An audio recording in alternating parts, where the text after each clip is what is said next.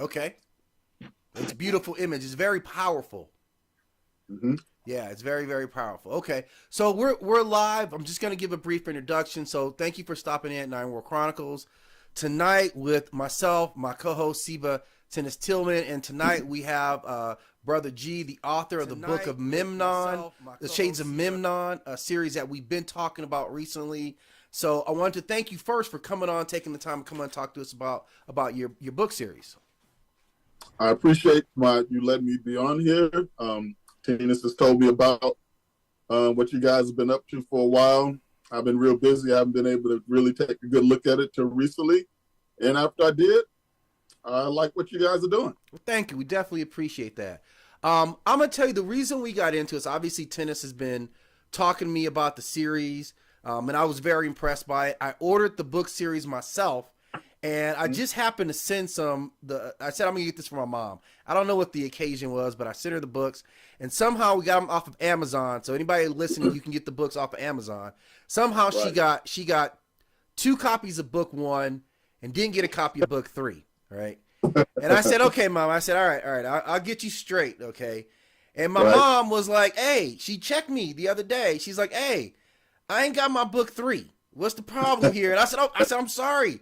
So I immediately had to go on Amazon and get book 3, and I promised, okay, it's gonna be there on Friday. I know my mom is probably watching today because she wanted to see this episode, but Right. that's how deep we got into the Shades of Memnon. That's excellent, my brother. Um, I wrote the series for that purpose. You Yeah, know, this is my all-out effort to provide my Black people with an epic tradition of our own. yeah, This is absolutely. what. Yeah. Now, when I started getting into it, and I love reading books. Like books got me into like reading mythology and all kinds of stuff. Mhm. And what I always appreciate, I was telling Siva T this, that I appreciated how guys put stories together. Right. So Right. when you mentioned an epic, what I started out was George Lucas. Right. That's where I started as a kid. And while a lot of my friends were into like the lightsabers and the Jedi stuff, I was into like how he structured the story and how big it was. Hmm. So when you talk about this, it reminds me of what Tolkien did when he was doing Lord of the Rings. He was writing something for his people. So is that really Hmm. that's where your impetus was, right? Well, it goes a lot beyond that, see, because what the African Legend series really is all about Mm-hmm. is positioning the correct epic tradition of history. Yeah. The ancient Kushite people Mm-hmm. were the first of what you call the epic traditions of all humanity. Mm-hmm. That's what this is all about. It's about repositioning the ancient epic tradition that used to be. Yeah. Yeah. Okay, so the first thing I got into when I opened up the book, like first I want to talk about the story, obviously, like the characters, the imagery. Like I love authors. I love people who write. I have an idea for a story I've been wanting to work on, so I'm 100% into it. So I love the imagery. But what really impacted me was you start off giving a lot of information, a lot of historical information, right Mm-hmm. off the bat. And that's kind of Yeah. rare that you get that much. Well, okay, why did you just decide to start with that, like loading up? When you're going to introduce what we're talking about here, when you want to put that into people's hands, you have to know that you're coming up against a background that's anti all of that. Yeah. You're coming up against a background that obscures everything that has to do with this tradition, Mm-hmm. because it is too powerful for for it to be let out. So Yeah. I started that book with that glossary to Mm-hmm. let people know, hey, you're getting a story, but guess what? It's packed full of real history and real tradition. Okay, let me make sure I got your sound coming in. Hang on one sec, because I got Right. somebody in the comments. He said he couldn't quite hear you there. Just gonna hear me go to the live, because I'm not gonna miss out on this one. Okay.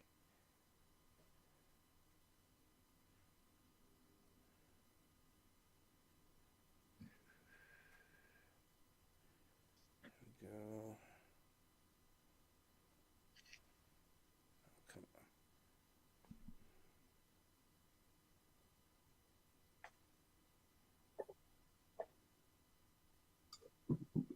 Okay, so I think we're good. Are you hearing that sound check in the comments there? So I just want to get a check back. Mic should be good. Brother G, can you speak up for me real quick? I most certainly can. How are you hearing me now? Am I coming through? Okay, yeah, you're loud and clear right there. Okay. Yeah, okay. I had to go to my phone. Just wanted to make sure, because we gonna make sure we get into some good stuff with you here. Mm-hmm. Okay.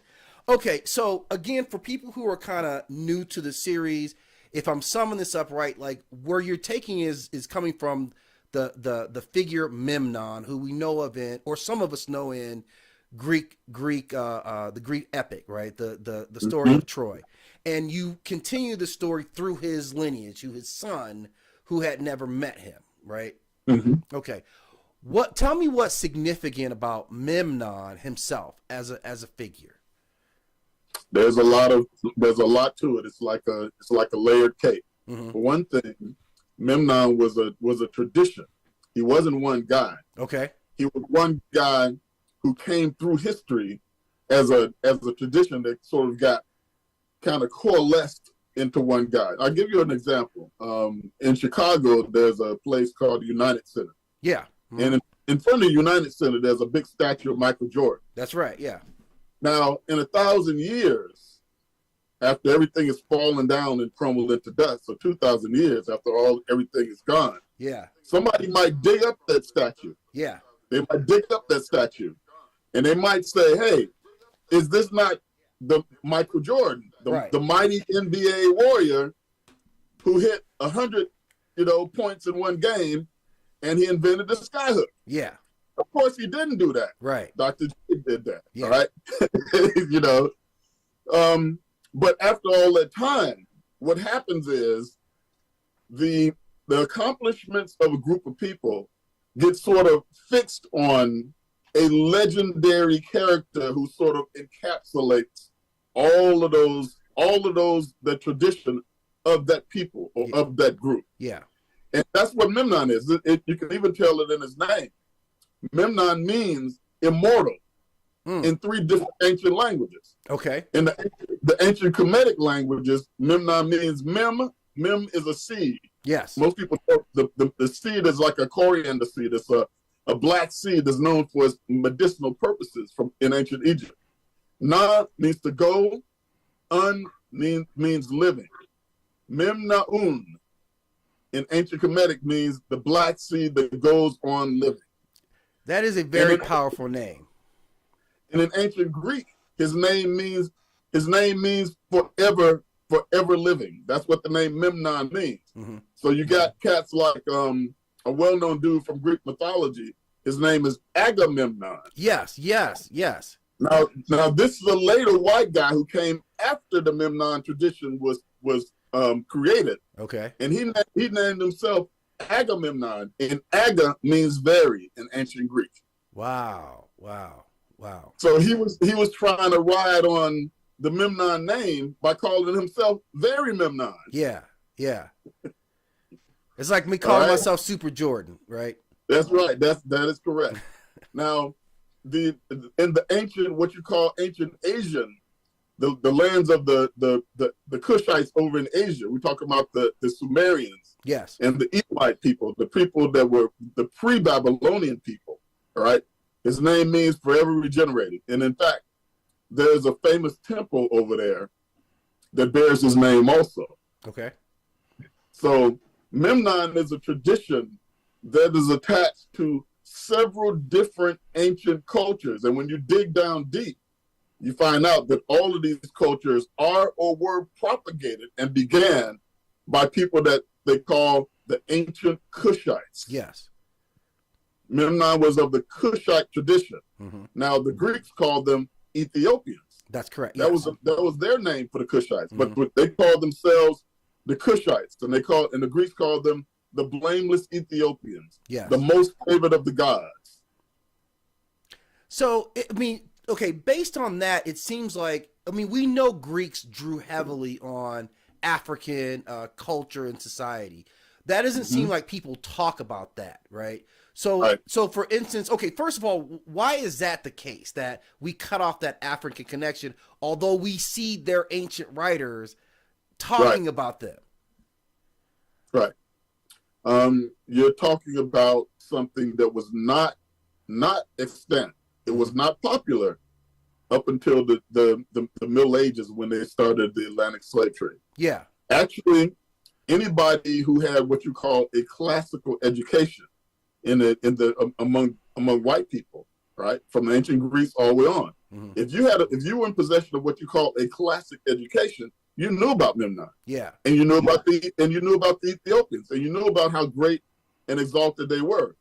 Once the slave trade set in, and they started to propagate the whole, black people are subhuman trope, Mm-hmm. they had to then tamp down on that knowledge. Who's going to teach their children in a white or European setting? At the same time, you're trying to tell them that it's all right to keep these, people of African descent, as slaves because they're subhuman. And then in the same lesson plan, you tell them that the ancient Greeks, whom they considered to be the greatest of the white people, Yes. actually worshipped the ancient Kushite people in the form of the Ethiopians, and Memnon was the greatest of the great of those people. Yes. Yes. Well, it is an interesting conversation because I often talk to people and, people refer to the Greek culture as the foundation for Western civilization, even Mm-hmm. to this day. So you're right. Mm-hmm. It does make an interesting argument when you say, okay, these are the people that you founded your civilization on, and these people said this about Africans and African culture. Oh yeah, they said even more than that. They said that the ancient Greeks, the only way the ancient Greeks themselves, according to the Homeric texts and other annals, the only way that the Greeks themselves would interact with the gods, Zeus, Apollo, all of that, would be to go to the temple and prostrate themselves and worship the gods. But the blameless Ethiopians were people that the gods themselves would leave off of Mount Olympus and travel and go across the great Western Ocean to sit at a table and sup and dine with the blameless Ethiopians. Everybody else in the world had to worship the gods. Mm-hmm. But the Ethiopians were so exalted that they could sit at a table and drink mead with the gods. Yeah. That's how exalted the Ethiopians were in the annals. Yeah. That's pretty amazing how they depict that. Hey, Tennis, can you do me a favor and try and log onto the live? I just want to make sure, like, one person's saying they're not hearing Brother G, but they're hearing me. Can you live onto the live stream, make sure all the sound's coming through right? Live stream? Yeah. You on YouTube? Yeah, so you can hear me, right? I can hear you loud and clear. I'm just trying to check with the audience because someone was I can saying hear you too. he couldn't hear Brother G. Brother G, he should be on, right? And I think he Okay, I can okay, hear you. okay. Denise is telling us she can hear both of us right now, so I I'm can hear hoping we're both. good. I can Okay, hear everything. okay. She's gonna let us know. She's got us on lock. Okay. So again, we're on live with Brother G, the author of the Shades of Memnon series, which is a great series. So when we go back and we're talking more about Memnon and Brother Tennis has hit me to some information. One of the things he talked about was the missing component of that story, falling from the was Iliad and then the Odyssey. That there's a component that features Memnon that's missing. Yeah, it's called the Ethiopians. Okay, what happened with this text? Because for all of us who are kind of getting into it that are new, where will we find this text? Like, why is this text missing? You can only find this text in fragments Okay. in the writings of a whole bunch of other different people, and you can find a whole lot of artistry, vases and things like that have depictions from the Ethiopians on there. Mm-hmm. I suspect that the Ethiopians was probably found at the same time they found the other Homeric texts. Mm-hmm. We're talking about in the late 17th, early 18th century. Mm-hmm. I suspect that they probably found it. They probably looked it over. They probably read it. And they said, I think we're going to have to put this in the bottom of the museum Mm-hmm. and not let this out. Yeah. because it was too powerful. Yeah. It's too powerful to know the connections of Memnon. It's too powerful to know the glory of Memnon and the blameless Ethiopians. Because why are they blameless? Yeah. Why would the Greeks say that? Why would they call them the blameless Ethiopians? I found that out years ago when I was doing my research for the book series, and I found a Greek author, an author of ancient Greek tradition. He was a historian, and he had a whole chapter on the blameless Ethiopians in a book called "The Best of the Achaeans." Okay. The best of the Achaeans. And in this book about the best of the Achaeans, which is another name for the Greeks, he had a whole chapter about the people whom they called the best. Yeah. And that was the Ethiopians. The reason why they called them blameless is because in ancient Greece, it was all based on the very system of law and morality was based on praise and blame. Mm-hmm. If you went to court, your lawyer would call somebody on your behalf who would praise you. Mm-hmm. Your opponent would call somebody who will blame you. Right. Right. So, in this tradition, to call somebody and for there to be a consensus that someone is blameless, Mm-hmm. that is the highest of the high of a compliment that you can give to anybody. It's almost on the level of the gods themselves. That's what it means to be blameless. And Memnon was the most blameless of the blameless of the blameless Ethiopians. Yeah. Yeah. And he was even revered, obviously, by the Greeks. Like the story of Memnon, if I'm getting it right, he faces Achilles, right? Who was like the Superman of this time, right? Dipped in the river Styx, and he was the baddest dude. So what? Yeah, he was the baddest. So in the Ethiopians is all about Memnon's uncle. Yes. His uncle was Priam, the king of Troy. Yes. Right? Mm-hmm. Now, of course, they never show you this in these movies about Troy and all that. But Troy, at least the royalty, was black. They were black people. Mm-hmm. This is what they never bring up. Memnon's uncle, who was the king of Troy, his name was Priam. He sent word to Memnon to come and save the Trojans from the onslaught of the Greeks. Yes. Memnon arrived, right? Mm-hmm. He arrived with his Ethiopians, mm-hmm. and they proceeded to wax the floor with the Greeks. They never tell you that. They never show you that, right? Yeah, right. They could not contend with Memnon and his warriors. Yeah. Right? They beat them so bad that they ran back to their boats. And the only reason they didn't get slaughtered down to the last man was because of two things. Mm-hmm. One, the sun went down. Mm-hmm. And two, the Ethiopians were what you call very highly noble people who tried to avoid slaughtering people if they could. Mm-hmm. Now, all these Greeks were sitting there in front of their fires, right down to their boats on the shore, trying to contemplate. We can't deal with these people. Let's get out of here. Let's get on these boats. Yeah. And get away with our lives. Yeah. But somebody came up with a what they thought would be a good idea. Mm-hmm. Why don't we ask the Ethiopians for single combat? Yes. Single combat, meaning you send your greatest warrior out, we'll send our greatest warrior out, and whoever loses, your army has to leave. Yeah. Memnon and Achilles were chosen, mm-hmm. and they fought for days. For days. Neither one could best the other. They were a spectacle. Yes. Right? They were a spectacle. Everybody else stopped fighting and just marveled at these demigods, because that's what they really were. Mm-hmm. Achilles is the son of a sea goddess. Yes. And a human being. Mm-hmm. And Memnon, very interestingly, Memnon is the son of a Titan. Mm-hmm. A Titan, a pre-Greek goddess. Mm-hmm. A pre-Greek goddess and a human being. Yeah. Now, according to the annals, Zeus wanted Troy to fall. Mm-hmm. So he cast a spell on Memnon while Memnon was in single combat with Achilles, and Achilles killed him. Mm-hmm. Right? Then Achilles ran up to the walls of Troy, and he got shot in the heel, and he died. Yes. Now, remember, Memnon's name means immortal. Yes. That's what his name means. Mm-hmm.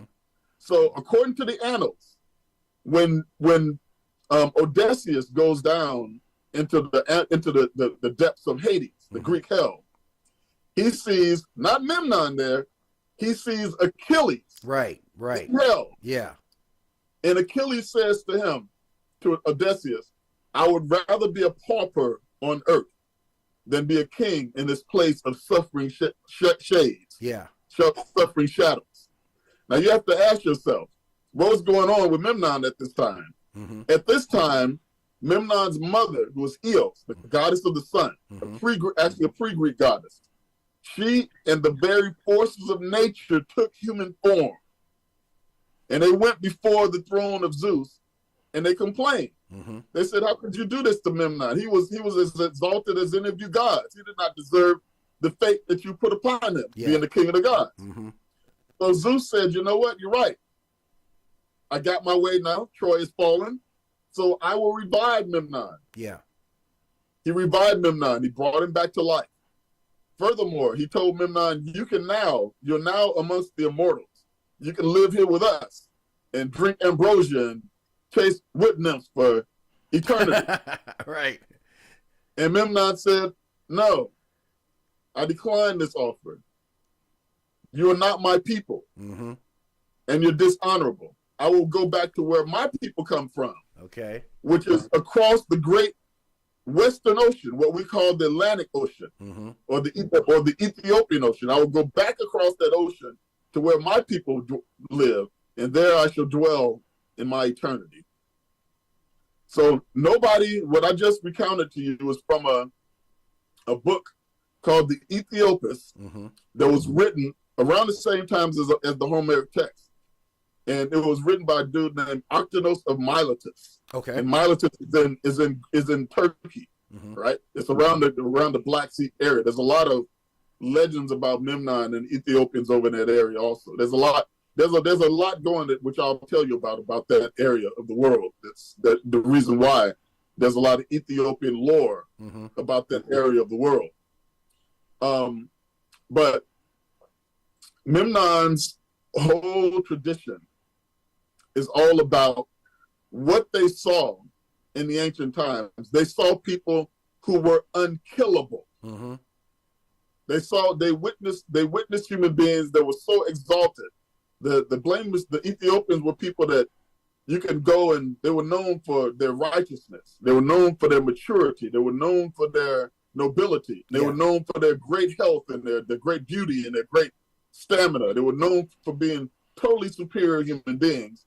And this is not something that I made up. This is something from what they said. Yeah. And there's a quote directly from the Homeric text. Homer says in chapter 11, I believe, of it's either the Odyssey or the Iliad, he was black as coal, but the handsomest man alive. Yeah. Yeah. Right? But the handsomest man alive. Yeah. Yeah. So there's a lot to it, because there was a lot going on.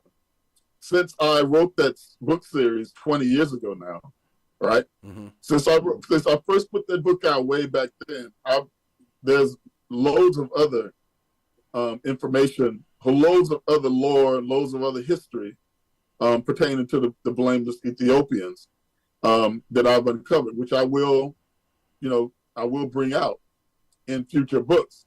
But probably the most fascinating of all the lore about the blameless Ethiopians is the fact that the ancient Greeks say they came from Atlantis.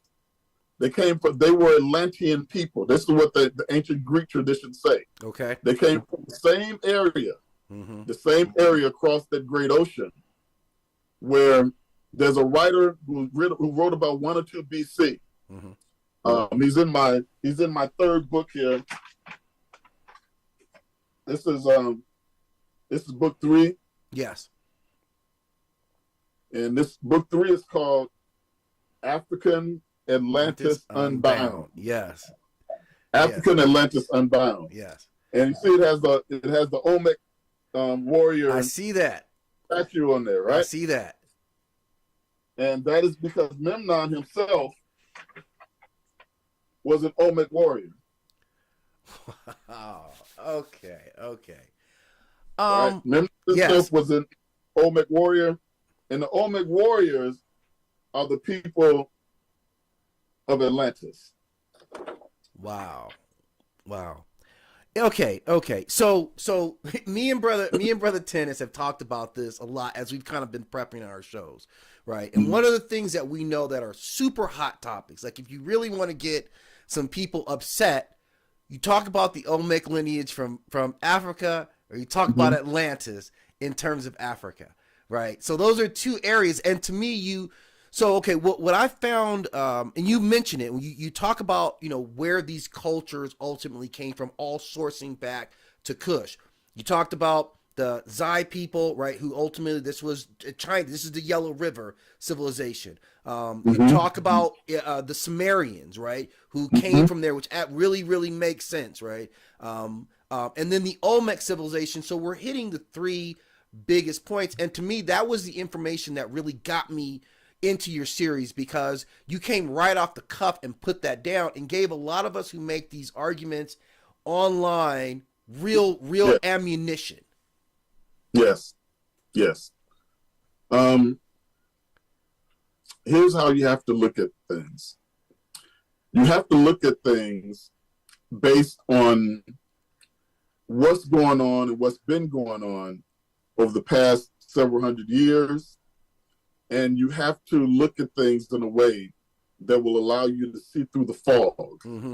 Because there's nothing but fog. There's this mist that's been carefully placed around things. And when people get close enough to point to something, to call it African, that's when a great alien starts to appear in the conversation. I mean, that is real. Yes, that is real. That is real. Right. Even though all the statues. Yeah. Even though all the artifacts. Even though everything that has to do with everything looks like this. Yeah, 100%. 100%. Right. But somehow some great aliens who never put a statue of themselves on these ancient statues, somehow they show up. Yeah. And here's the reason why they show up, brother. I'm going to give you an ancient secret that I have not revealed, right? That'll put things in proper perspective about this issue, so you'll understand. Right now, people who live in the rainforest to get the wisdom from them about their ancient medicinal traditions. Meaning that scientists right now have done a real great analysis in rainforests all over the world. Yes.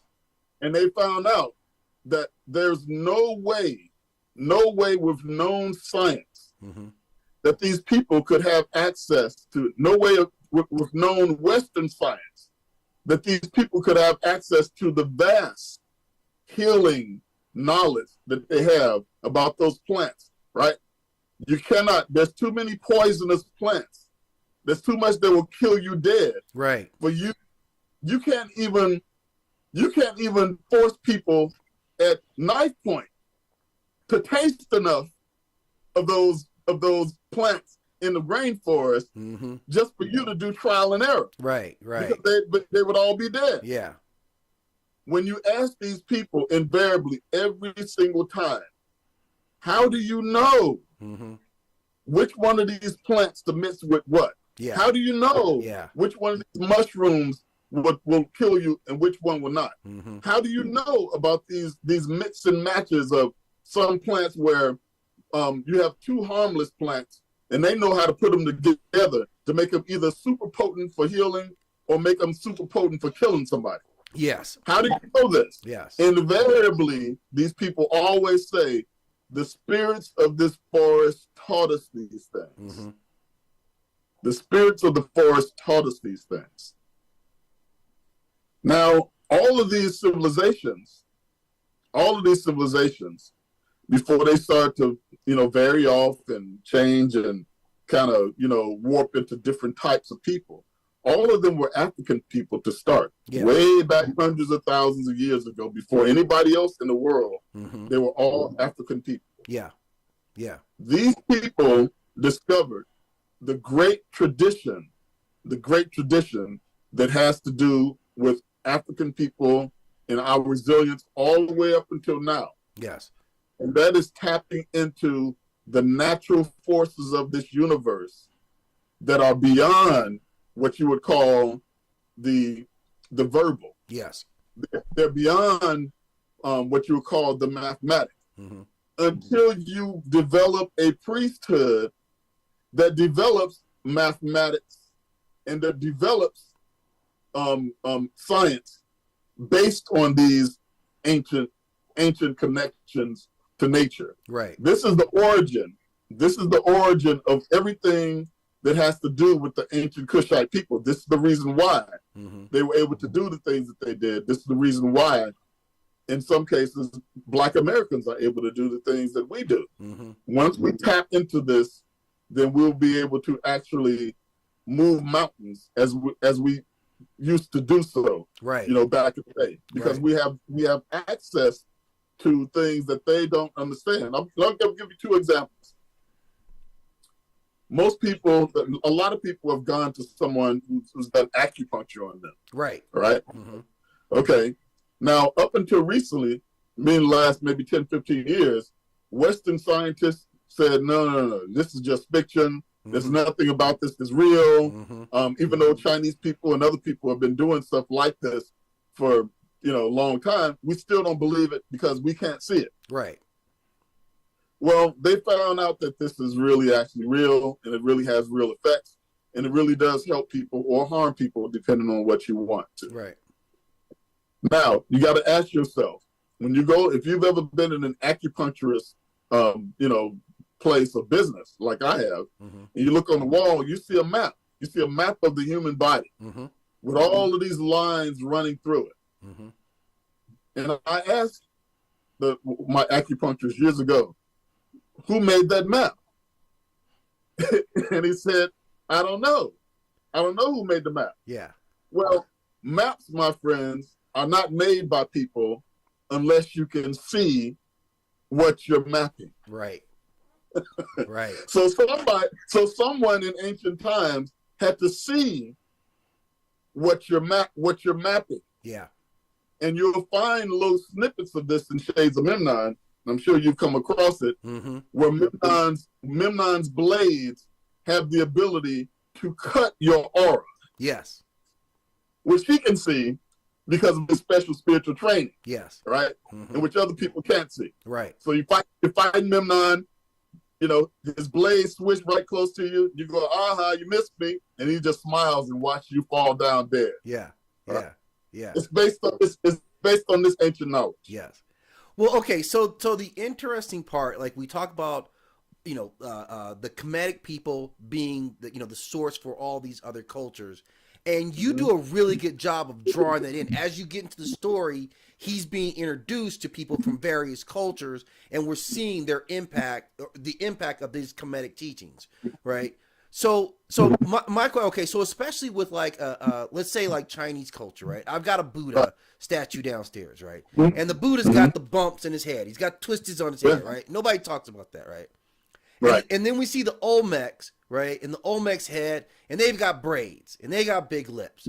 How are people able to ignore physical characteristics that are distinctive of Africans in other places and not associate that to Africa? It's called racism, my friend. Okay. And it's a disease of the mind. Yeah.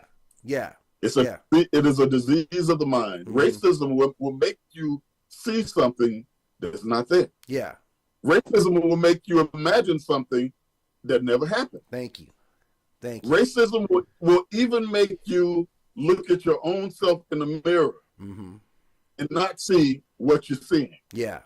Yeah. That's what racism will do for you. And it is a sickness. And the only thing that's going to alleviate the sickness is the constant drumbeat. I mean, the constant drumbeat of the knowledge of the ancient Kushite people. Yeah. when the constant drumbeat of the knowledge of the ancient Kushite people gets to where it's actually supposed to be, everything in the world, according to my point of view, will now fall into place. And why will it fall into place? If you have a household and you're trying to allow your children to run your household instead of you, the adult, all right, then you're gonna have chaos. That your household is not gonna be brought back into order, until an adult exerts their authority. Right. This is what we're talking about. We're the adults. Thank you. We're the adults. And when we start to once again to exert our authority, things will fall back in place. I agree with you 100%. You know, it's funny. One of our best subscribers, Denise Mitchell, she talks about how big this lie is, and it's funny. You had mentioned people referencing aliens.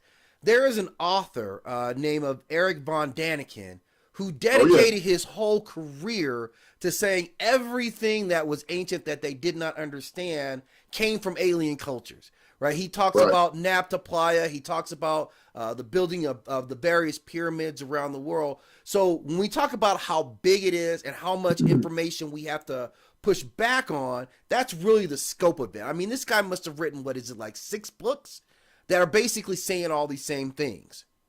Yeah, he wrote more than that. But the thing, in a lot of articles, here's how you refute all of that. Very simple. It's very easy. Right? When you're watching something like Star Trek, Star Wars, any of those sci-fi things that shows people traveling around and going to different planets and all that kind of stuff, the technology that they use is based on being on the outside of the planet and looking in. Right? That means they're going somewhere. Okay? Right? That means that if their spaceship crashed on that planet and people went into that spaceship, they would see maps showing from where they come from, wherever it is they come from, to their planet where they are.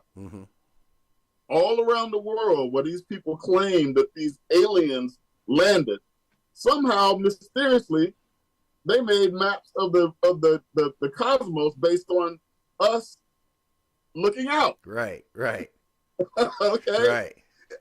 Everything that has to do with outer space is based on people being here on this planet, looking out towards what's out there. Never do they find something that's indicated that somebody came from somewhere else. So my thing is this: show me where somebody has a map. You got these Anunnakis. You got these Greys. You got all these people. All right. Show me a map. Show me some type of information that shows where they come from, and not show where us looking out into the cosmos, and not the other way around. It's ridiculous. It's ridiculous. And people try to,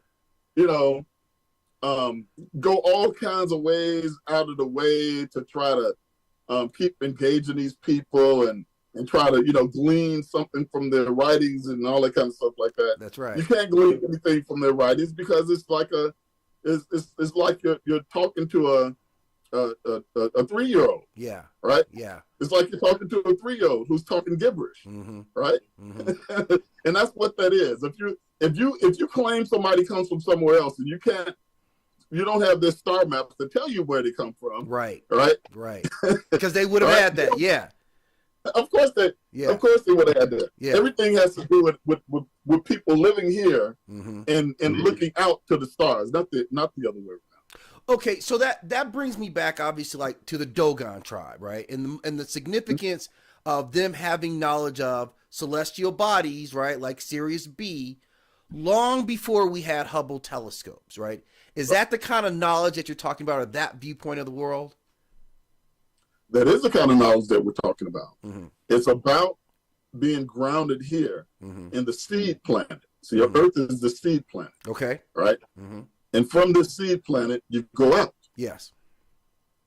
That's what that whole thing about the Dogons is all about. Yeah. The Dogon knowledge is just a version, one version of the old ancient Kushite knowledge. Right.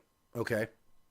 And the same method, same methodology that they use to discover how to live and heal yourself in a rainforest. You use that same methodology to reach out to the stars. Wow. Wow. You use the same methodology. Yeah. Look, my friend, humanity is not going the way that they say in the sci-fi books and the movies and all that stuff. You got, 100,000 years in the future. Human beings are still acting pretty much like cavemen with laser guns. Right. You got you got still people don't know what a man is and what a woman is, and don't know how men and women are supposed to interrelate to each other and all that stuff. The fate of the universe, the fate of this world, my friend, is going to be gods and ancestors. Gods and ancestors. Yeah. When human beings get to the point, where they want to travel to other worlds, which we can. We can. When they get to that point, they don't have to use spaceships to go. Right. Right. They don't have to use spaceships to go. Okay. They just leave their body and go look around. Yeah. I mean, because that's what the fate of the universe is actually going to be. That's what our destiny is. Yeah. That's what our destiny. There's a book out called Forbidden Archaeology. Forbidden Archaeology. And in this Forbidden Archaeology book, Cremo is one of the authors. They mention civilizations. They mention finding artifacts of civilizations similar to the civilization that we live in. Right? But these artifacts are sometimes found in the middle of granite. They're sometimes found in the middle of coal that is billions of years old. Yeah. Billions of years old. And that's because the Earth is a seed planet. There's been many sentient beings that have come and gone on this Earth. Yeah. And have since launched themselves into their celestial beings, where they don't need a body anymore. There's a quote from the pyramid text about Unas, King Unas. He's one of the early kings of ancient Kemet, where they keep repeating something about King Unas, where they say Unas is a star. Unas is a star. Unas shall go to live with the star god. Yes. And one of the quotes is, "How long shall I live? You shall live for millions and millions and millions of years as a star god." Wow. Wow, that's amazing. It's interesting. I was having a casual conversation with my buddy about, how we as a culture in sci-fi movies show space flight, right? Going into space and going to planets. And I'm telling my buddy, I'm like, look, even if you could fly at light speed, which we can't, we're still talking about bodies that are hundreds of light years away. I'm like, that is not the way that we would traverse from this planet to another planet. But yet that's still kind of the myth that they perpetuate, right? Is it okay, go ahead. Well, listen, I just outlined how we really get important things done. Yeah. If you go and you ask the people who first created civilization, and the people who first created civilization are the people who interacted with these plants in the plant world and cultivated things from the plant world in order to heal people and feed people. Yes. This is the origin of, don't let them fool you about anything else. This is the origin of civilization. And the origin of civilization has to do with spirit work. Yes, okay. Spirit work, right? That's what you say. Again, remind you, scientists, very credible scientists, say two things. There's no way human beings using the reasoning and the science that we know of could have accumulated the type of healing and nutrition knowledge they had that they accumulated in the rainforest without killing themselves. Right. Somebody or something had to tell them Right. what to eat. Had to tell them what not to eat. Had to tell them how to mix one thing with another thing. There's no way that they could do it. Now, the other thing that scientists know now also, they have absolutely no idea how human beings domesticated the animals that we have domesticated now, that you usually normally see on farms. They don't know how people domesticated dogs. They don't know how they domesticated cows. A cow used to be something bigger, twice the size of a buffalo. Right? That's an original cow. Okay. Right? You'll see ancient inscriptions on caves of where cows really actually come from. All right? These were creatures that you would not want to meet them at all. All right? You would not want to be next to one of these creatures at all. They would stomp you to death. Okay. Okay. Huge creatures. They were nothing like the cows that we know of. Right. Somebody thousands of years ago got these creatures, which were some of the most dangerous creatures in the world. Okay.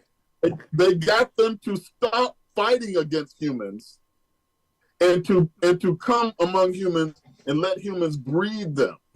Let human beings domesticate them. Yes. And that's the same thing for dogs. If you ever, for instance, people say they know genetically that dogs come from wolves. Yes. Right? They know this genetically, but they know it's impossible in any type of real valid large way for me and you to go into the woods and capture a wolf or two wolves, right, and breed them and make a dog. Yeah. Right? Yeah. We can't do that. Yeah. But somebody did do it. Yeah. Somebody did do it. Yeah. Right. But somebody did do it. Yeah. Yeah. That's an amazing point. I had a couple of comments I just wanted to get to here. One of our people watching the show talks about what you're saying sounds like astral projection.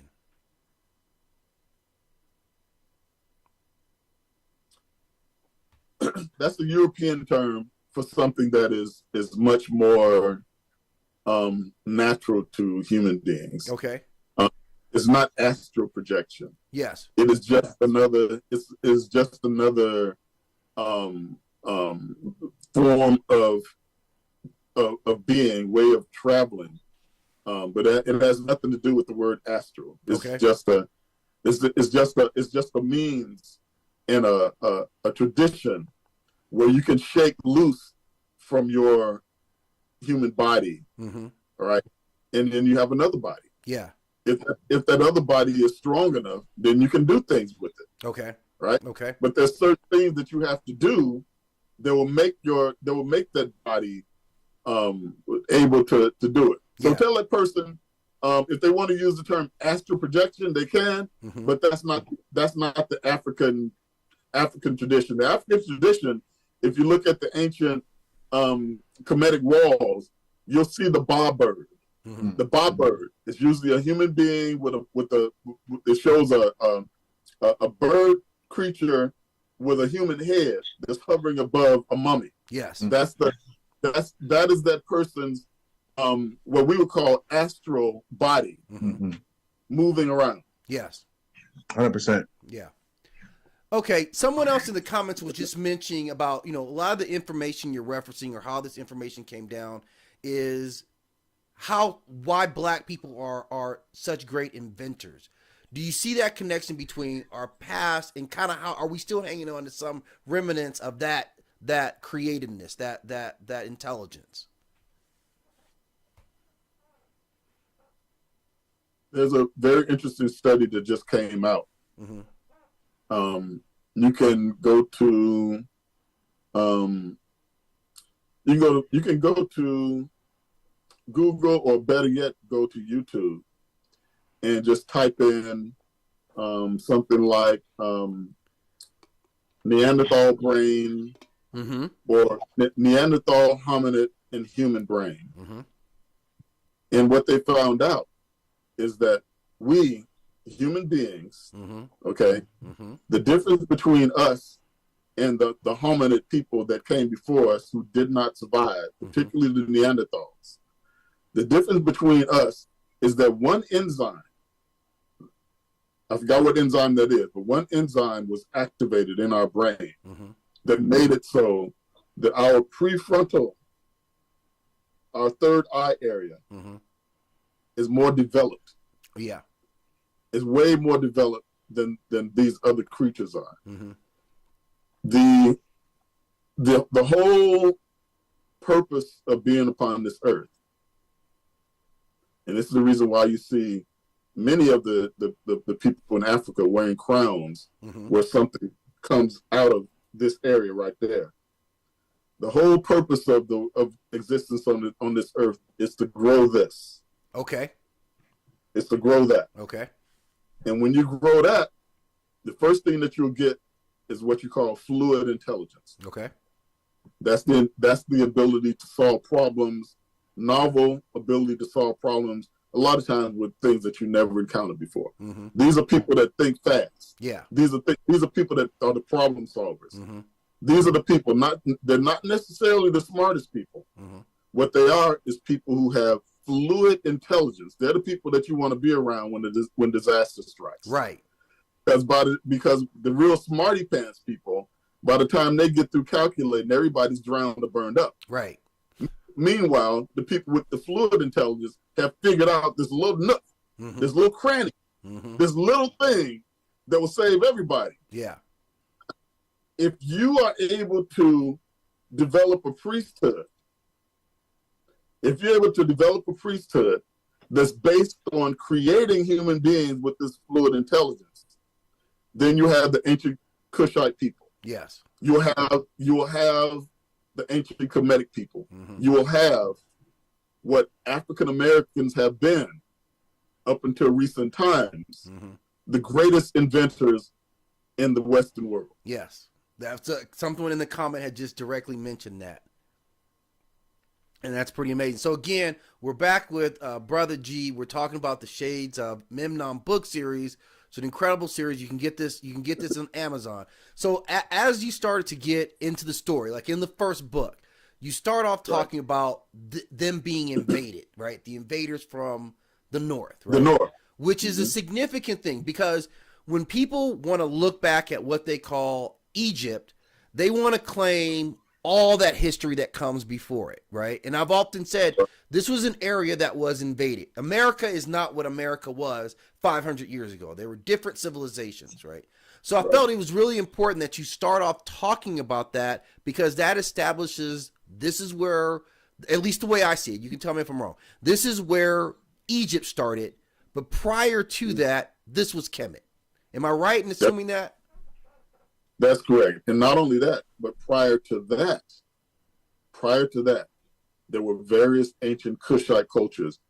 And the most outstanding Kushite culture was in what you call now the Sahara Desert. Yes. The Sahara Desert is big enough for you to lift up all the United States of America and plop it right down in the middle of the Sahara Desert, and you wouldn't touch the sides. Yeah, it is a massive area. I just did a short piece on it. It's like 3 million square miles, something insane like that. There used to be giant rivers and giant lakes crisscrossing that whole area. And within this area, this is where the ancient homelands of the Kushites used to be. Yes. In this land, you had people that look like us, West African looking people, Olmec looking people. You had people that look like Ethiopian people. You had people that look like Dravidian people who had the long straight hair and the very dark skin. Yes, yes. You had pygmy people. All right. You had small pygmy people who to this very day will tell you that in ancient times we used to live in big cities. We didn't like it. Yeah. So we came back home to the rainforest. Yeah. Okay. Right. After the Sahara Desert dried up, all of these ancient Kushite people who were united by similar language, similar customs, and similar spiritualities, similar to what I just outlined. These were people that were united with that, but they were slightly different people. Right. When the Sahara Desert dried up, they had to leave. Right. Some of them went to what we call ancient Kemet. Some of them went back down into Inner Africa. A lot of them went over into the Sumerian area. They went over into the Elamite area, what we know as Iran and Iraq area. Yes. And a bunch of them went to China, and a whole bunch of them went to the ancient Americas in different places. But the primary place where they went to was what you call ancient Olmec areas. Yeah. Yeah. Okay, it's an interesting thing because I've gotten a lot of pushback. Like, Brother Tennis and I have talked about some of these other cultures and where their foundations, and like we get a lot of pushback, especially when we talk about the Olmecs. The way that you're telling the story, it seems like this kind of unites us more together. I mean, it's kind of simple when we look at the biology of humans. We know the story of like Henrietta Lacks and how important black genetics are to the planet. So how is it like to me when people come back and respond, I think about a quote that Malcolm had saying that you cannot love the tree but hate the roots. And that seems like what we're seeing with these people, that they hate their black history, although they are inexplicably tied or strongly tied to coming from these people. Right. What these people need to understand is that they are the ancient Kushites. We are the ancient Kushites. Yes. This is our legacy. Our legacy, right? If you wish to be truly civilized, if you want to get to the exalted level where we used to be, white people will not teach you that. Right. They don't have the ability to teach you that. Right. Only opening yourself up to allow these ancestral forces to come through you will actually get you to where you want to go. Right. And going and playing make-believe. Right. Right. And playing make-believe that this so-called civilization we live in is sustainable. Right. And that's playing make-believe. Right. Right.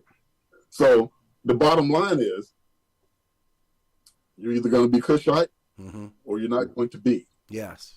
Yes. That's the bottom line to it. Right. Right. Kushite or not to be.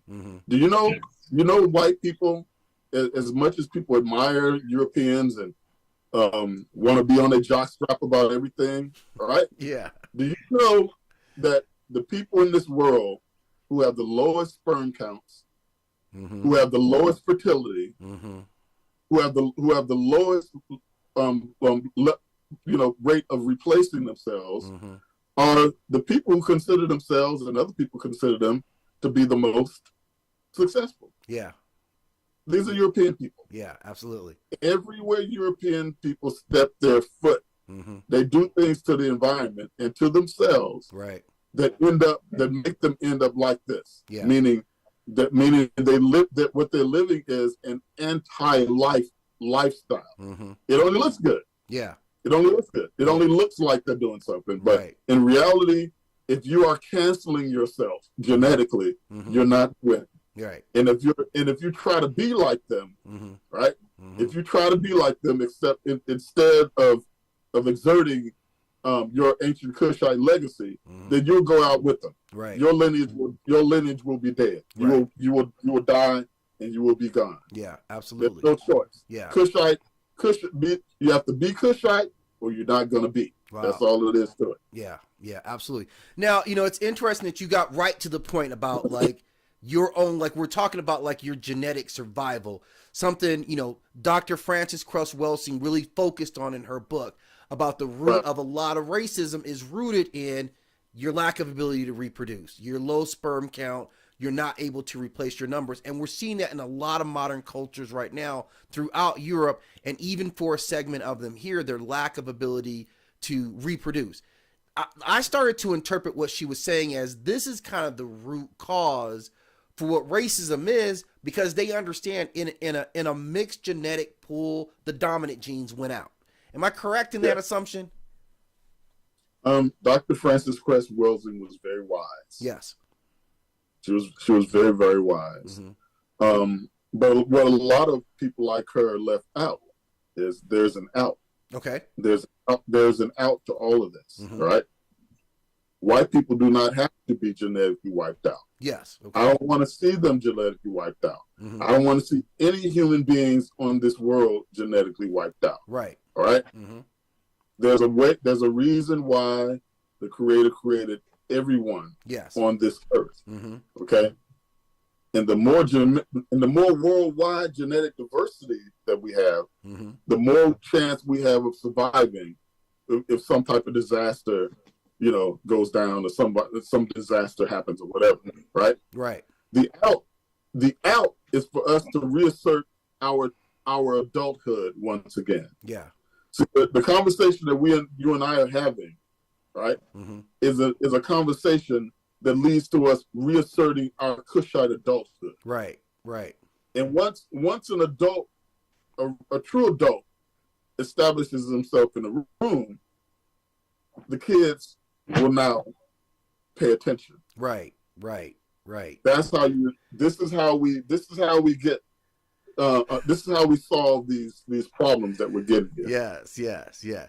That brings me back to, reading the forward for your book. You had brother Bill Dukes who comes Mm-hmm. in. And so when you talk about, I've always looked at this guy. I grew up watching him in a lot of movies. And Right. This guy is a guy that has a presence. So when you talk about the adult standing up, I thought about him making his statements about your book. How was your relationship with him, or how did he receive your information?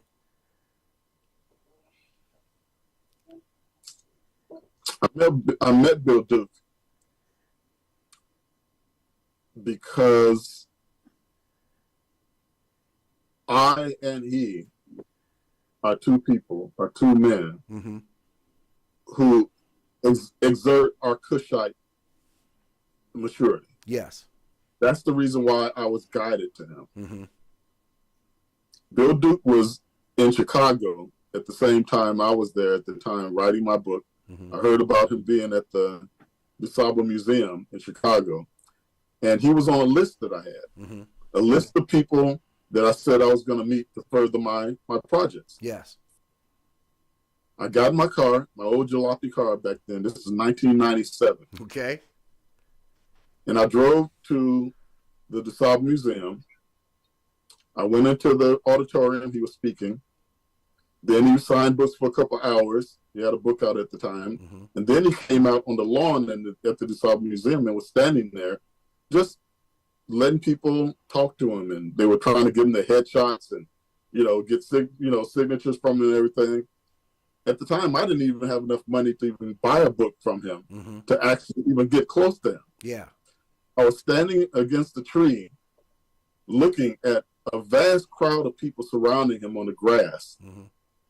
And a young lady came up to me who knew me and knew my work. Mm-hmm. And she came up and asked me, when are you going to, publish that book, that Memon book that, we've all been talking about for years? Because it took me 10 years of research before I even put this book out. Yes. Right. And I told her, I'm on the verge of getting it out and everything. She hugged me, gave me a kiss, and she walked away. I was leaning up against a tree, Mm-hmm. right? From behind the tree, this large, very imposing brother walked out. I'll never forget, when he walked out, he said, "Hey, brother." And I went, "Ah." He said, "It's cool, brother." He said, "It's cool. Look."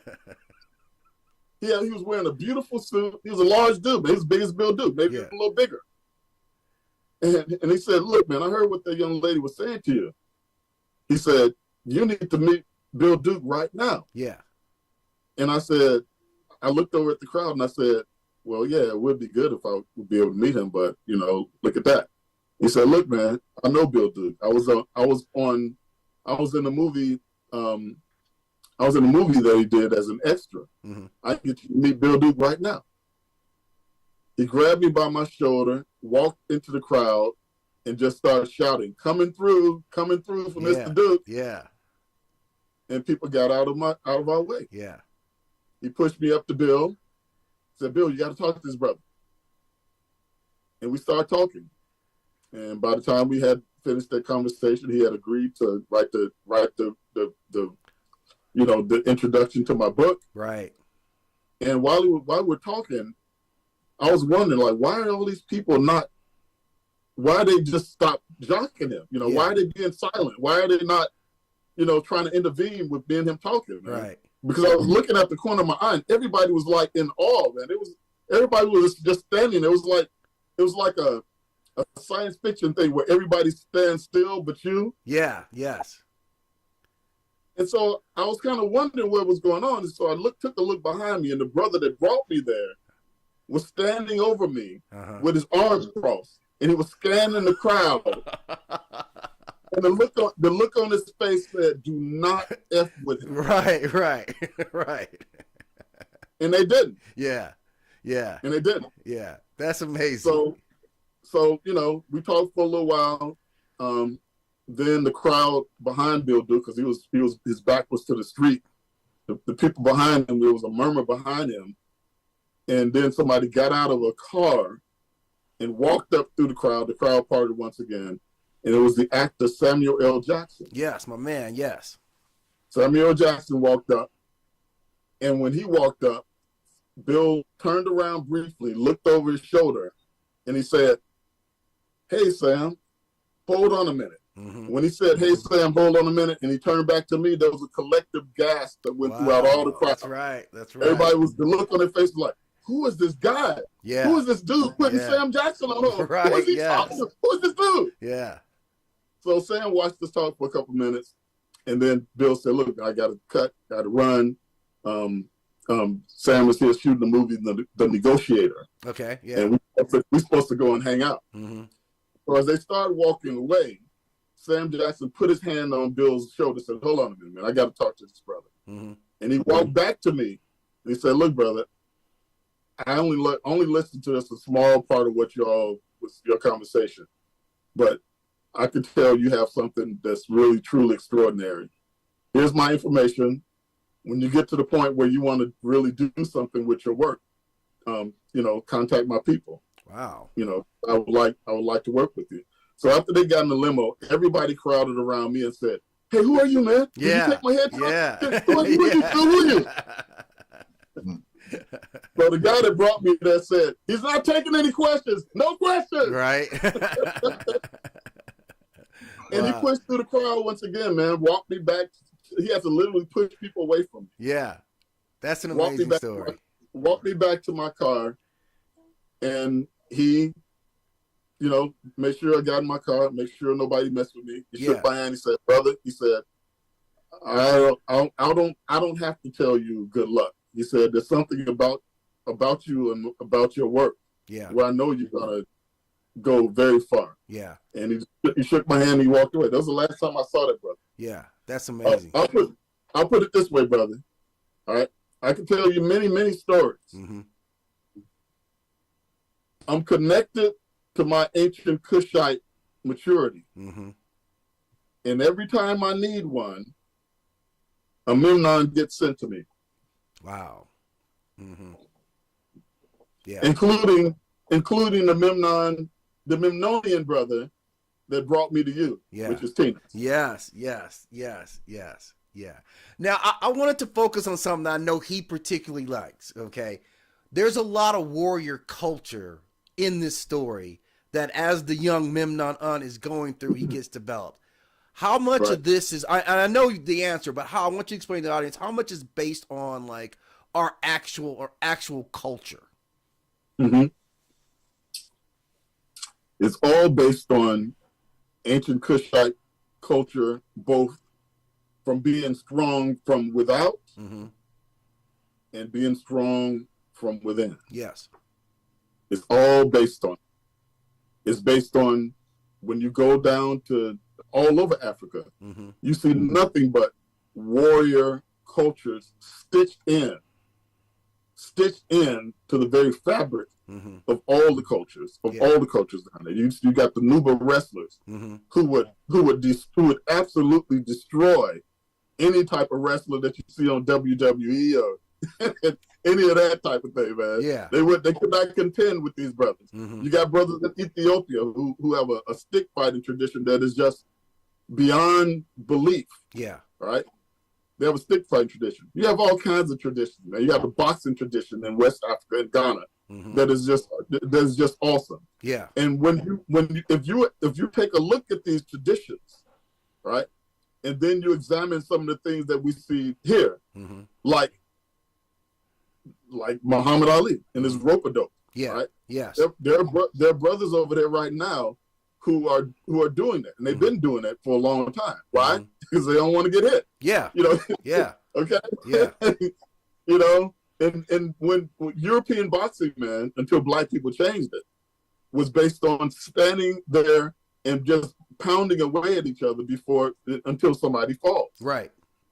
It was a black man that invented flipping and getting out of the way. Getting out of the way.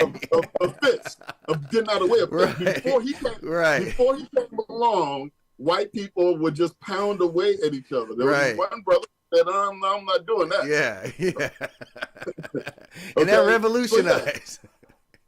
These are all connections to our ancient Kushite spiritual culture. It comes through. Right. It comes through. If you live it, if you dare to live what I'm talking now, if you dare to live it, it will come through and it will work for you. I wrote the Shades of Memnon to activate our people. Yes. I wrote this book series to make sure that we had something that would be like a talisman, that you are a magical emblem that you wear around your neck, that's able to now open up your mind to the portals and allow these ancient traditions to actually come through and be a part of you once again. And once they come through, there's no stopping you. There's nothing that you can't do. There's nothing that you can't accomplish. And there's nowhere you can't go. Why? Because this is the ancient Kushite culture, man. There was nothing that we couldn't do. Yeah. There's nothing that would stop us from doing whatever we want to do. Now, I just want to mention, before my time runs out, that stitched into the Kushite culture that I have here is the ancient knowledge. The ancient knowledge of what they call Kula Yoga and what we call tantric sex. Yes, okay, yes, which I see you reference in the book, yes. Right. If you look in my book, you'll see an ancient inscription from a wall in the Sahara Desert that was drawn, that was tacked into this wall probably about 9 or 10,000 years ago. All right. Yes. This is that ancient inscription right here. Right. If you look closely, and what you see here, you see a woman doing a sort of like a ritualistic thing with her hands up in the air. Yes. You see a man doing a manly thing. You know, he's protecting or he's hunting or something like that. And then you see a line that goes from between her legs. Yes. To between his legs. Yes. When you read the Shades of Memnon, one of the great things that I get my acclaim from, particularly from women, when the men are out there fighting and doing the manly thing, they're women whom they have established a spiritual sexual relationship with, are at home meditating. Yes. And they're sending their men energy through this spiritual sexual connection. And it's like you're fighting. So if the man gets hit, she can feel it and send him more energy so he can come back home to her. Wow. Right? Yeah. It takes a man and a woman to create life. It takes a man and a woman to protect life at its highest level. That's powerful. And this is an ancient Kushite tradition. Yes. And if you have a tradition like this, there is no disrespecting women. Right. There is no second-class citizen for womanhood. There is no looking down on women. She is your shield. Yes. Your healing balm. Yeah. She makes it so that you can go out on the battlefield and fight twice as hard. Wow. As you normally would. Yeah. When we uncover this tradition once again, we'll solve almost all the problems that we have in this culture and between men and women. Yeah. This is unstoppable. Yeah. This is unstoppable energy. And we utilize this at the very heart of our cultures in the ancient culture, ancient Kushite cultures in ancient times. Yeah. We utilize this. The complementarity between men and women went way beyond words. Mm-hmm. Way beyond words, way beyond what we know of as sexual pleasure now. Yeah. It went to heights.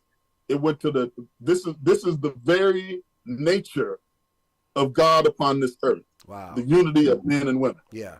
Yeah.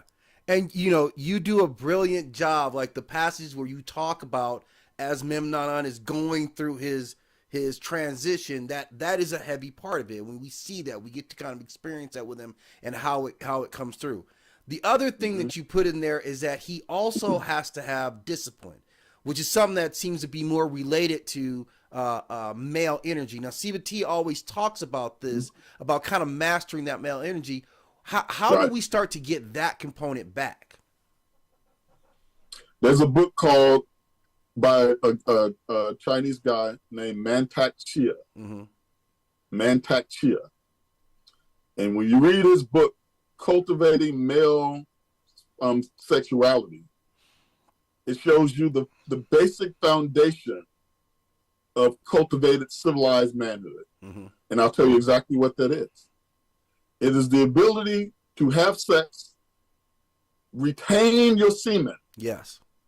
mm-hmm. and even find a way to have an orgasm without spilling your seed. Mm-hmm. So that now that energy goes up back into your body. Yes. It goes up back into your body. Mm-hmm. And if you're able to now unleash the heights of pleasure with the woman, Mm-hmm.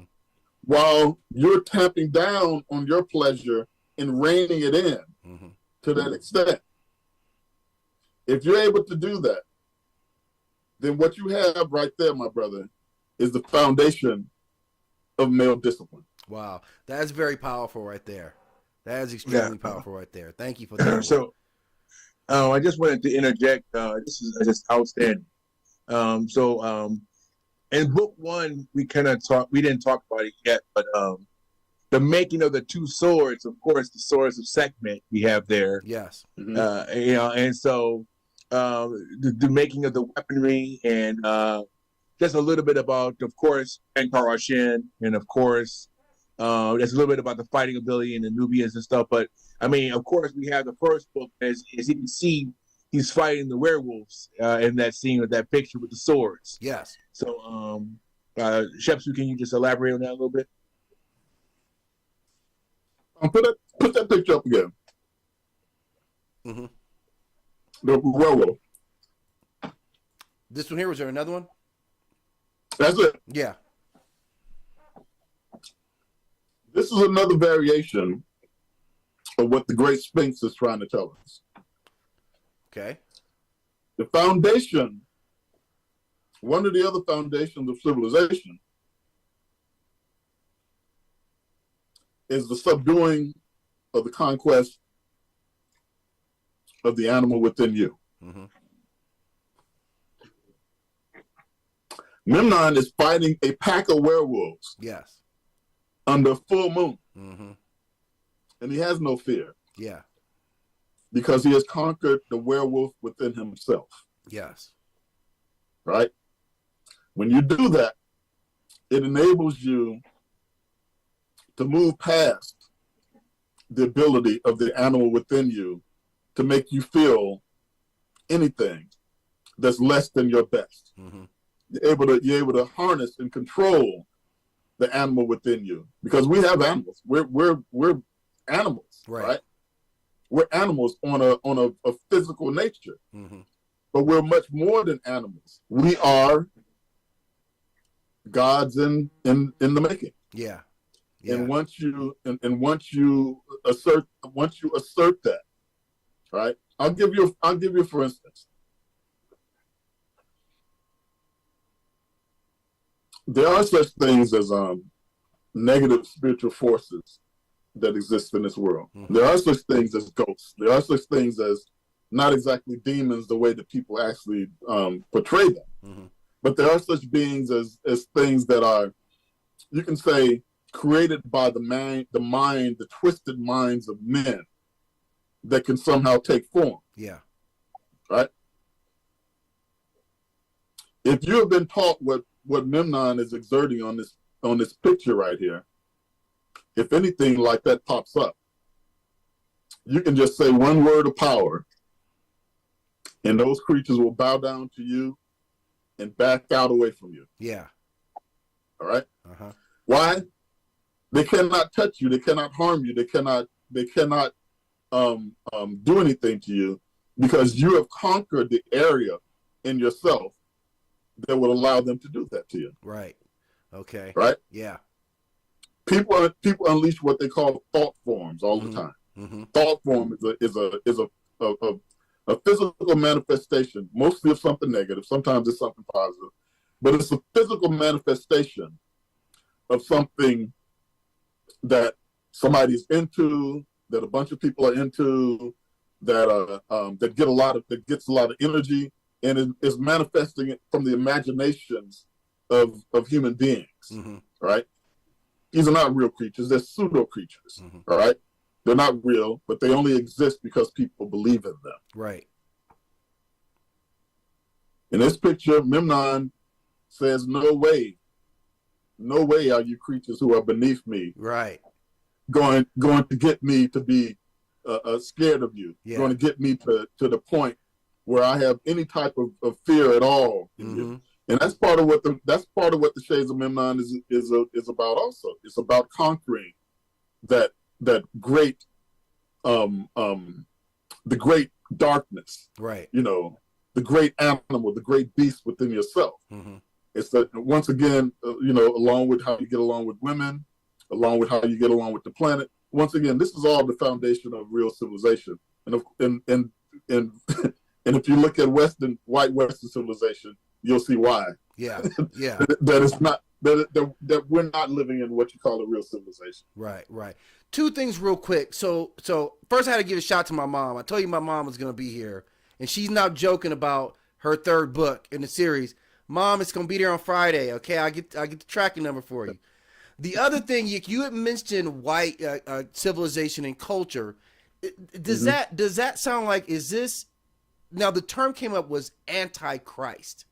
Is that an appropriate term, or is that seeing it through another lens?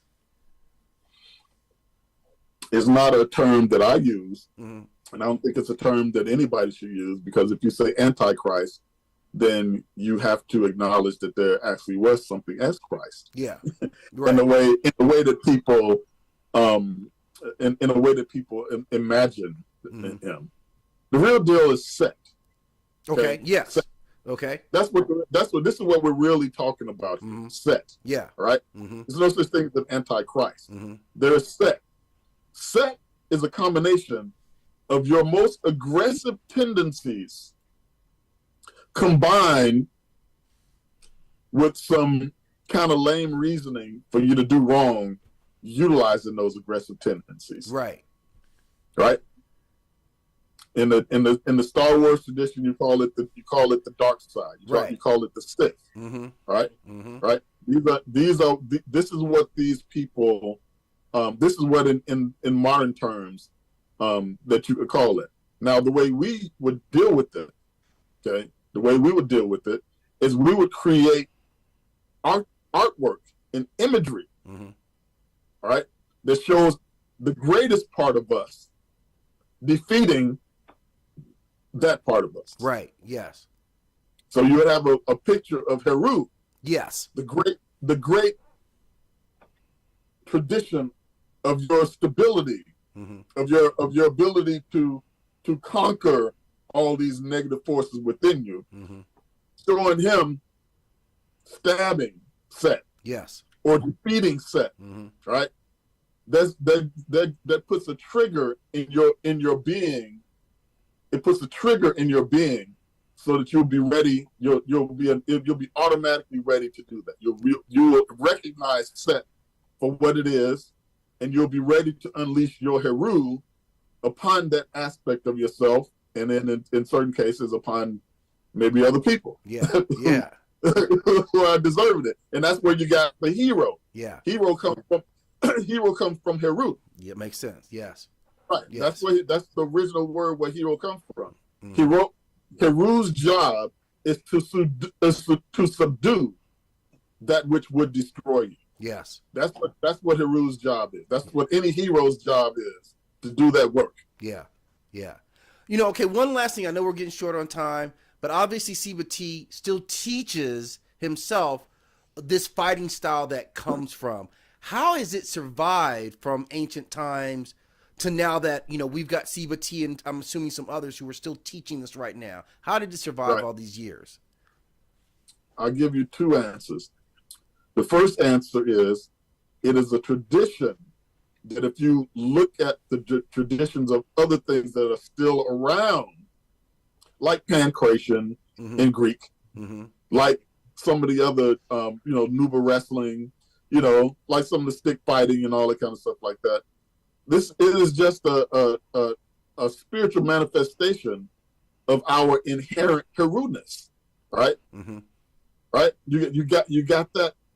You have that going on, and you can look at the traditions of it. Yeah. Right. You can amalgamate the traditions that are around you, and this is part of what Brother Siba has done. Right. But usually to do that, you need a trigger. Okay. And before I get to that, I'm gonna give you the other one.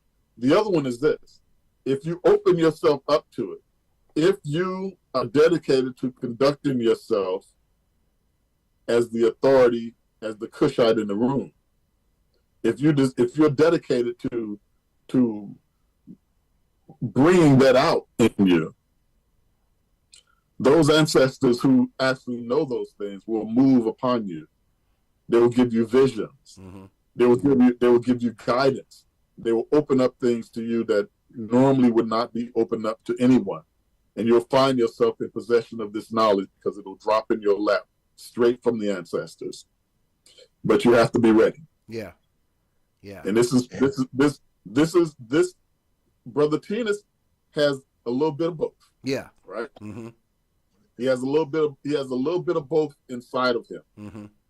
And my hope is that through working with brothers like him, working with brothers like you, that we work to reactivate this Kushite maturity so that we can now be the adults in the room and get the type of respect and and maintain the type of authority that we're supposed to have. Yeah. That is what I do. That's what my purpose is. Yeah.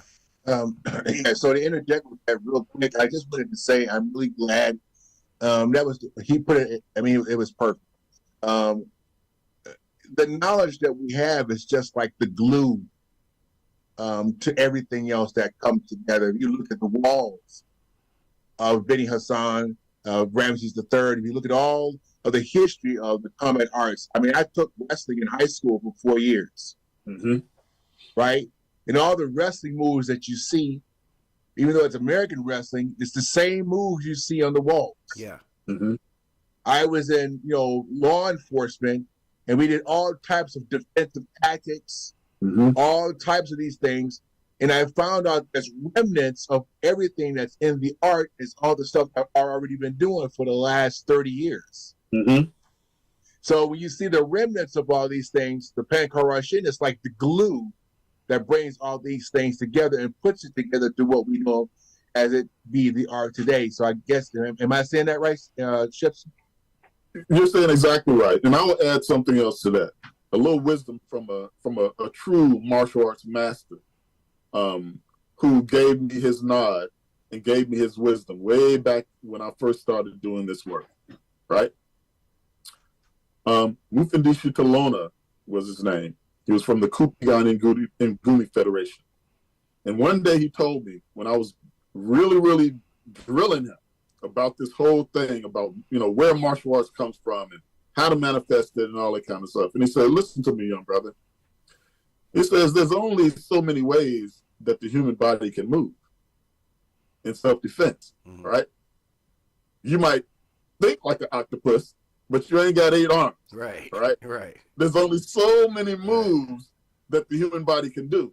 So what does it break down to? It breaks down to a spiritual essence and an ethos. An ethos. What is the ethos or the purpose of what it is that you're doing? Right. And where does it come from? Right. How does it manifest? What is the ethos behind what you are doing? And that will open up the door to higher levels of whatever art you're in, whether it's martial arts, whether it's writing, whether it's doing what you're doing, brother, broadcasting, whatever it is. It's the ethos that will open up to the higher levels of where it's supposed to be, where it will support you and where it will support possibly billions of people. Wow. Wow. Wow. I'm so upset now that we've come to our night. Like, you gave us 90 minutes and we're here. And we talked about a lot of stuff. What I want to say to the audience is, if you haven't picked up the book series, like I said, just from the standpoint of enjoying a good epic book, it's there. It has all the elements, has all the action that you want. You got the fighting scenes, it's descriptive. There's relationship he has to overcome. You talk about other cultures. It's a beautiful way that you tie this in. What still impressed me even more than that, and I enjoy that, was these books are filled with a lot of knowledge. So if you're just kind of getting into trying to understand our culture or history, where this stuff comes from, to me, this is an excellent way to start off, because you're giving so much foundational information in the book that you can just continue to draw on. So that's really what I got. And I want to give a special appreciation to you. Like, me and Siba T have gotten tight, and he's been, pulling in a lot of information and educating me on stuff. But he's like, you gotta sit down and talk to Brother G. And I'm so glad that we got the opportunity to do that. And I know my audience appreciate it. Is there one last message that you would want to give to everybody listening before we let you go? The message is this: we live in a Western civilization, but we don't have to be of this civilization. There are things that are going on around us all the time that are anti-life, and that's anti-Black. Mm-hmm. We have to learn how to exert our Kushite adult authority. We learn to do that. When we learn to do that, when we learn to respect that, then we will solve all our problems. There will be nothing that we cannot do. There's no obstacle. There's nothing that anybody can drop in front of us that will be able to slow our pace, break our stride. Thank you. That is amazing. Siba, do you want to drop some last words? This has been amazing. I'm glad that I was able to get him on. Shepsu, I know you're a busy man. I definitely appreciate your time and you coming on and sharing with us and just talking about the book series. I constantly get it out there, letting people know the work and what we're doing and the way we're going. So again, I forgot to say, did you want to leave any information for people how to get your books? I mean, is there a site you want them to go to? Yeah, go to Amazon. Don't order from any of the people that are on the Amazon site that kind of off branded. Just go to the main part of the books and order from there. If you order from anybody else other than the main part, then that's people who are ripping me off. So don't do that. There you go. Okay. There you go. Yeah, I did see some PDFs and stuff. Thank you for that. Thank you for both you brothers for coming here. And this has been a beautiful experience. I look forward to the opportunity to meet you and interact. And as always, you're a welcome guest on here. We will continue to recommend your book and push your book out, because I do believe it's impactful. I think we can learn a lot about it. It can really heal a lot of things in our community. I thank you, my brother. It's been a delight. And I'll come back again sometime soon. Thank you. Thank you. I appreciate it. All right, audience, we're going to go ahead and close it up. Again, we'll be back next week, probably breaking down some of the elements, but we look forward to seeing you guys all soon. Siba T, I'll be talking to you personally very shortly. All right. Thanks, Brother G. Thank you. Peace.